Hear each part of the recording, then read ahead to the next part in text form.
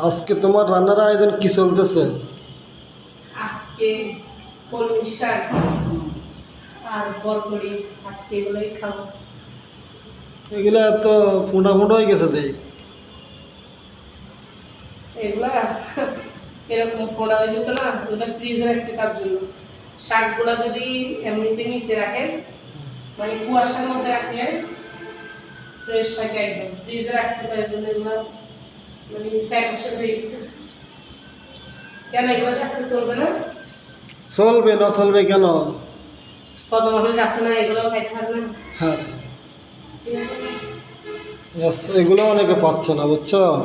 আলহামদুলিল্লাহ, আল্লাহকে শুকরিয়া করো যে আমরা খেতে পাচ্ছি, আল্লাহ আমাদেরকে খাওয়াচ্ছে। এটা কি শুধু নিজেরা খেলে কি হবে?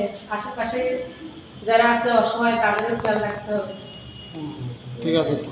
যারা মাছ মাংস খায় ওদেরও দিন যায়, আর যারা এরকম শাকসবজি খাচ্ছে ওদেরও দিন যাচ্ছে না।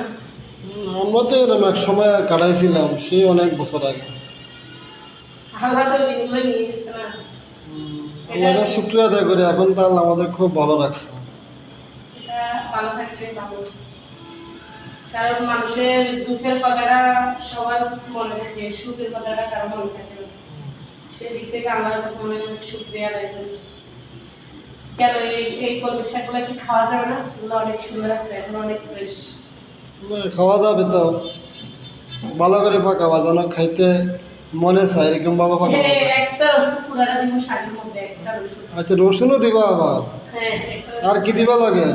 তাই পেঁয়াজ আর কি, পেঁয়াজও দিবা? লবণ, পেঁয়াজ, রসুন আর মরিচ থাকছে। আচ্ছা, এতগুলো দেওয়া লাগে?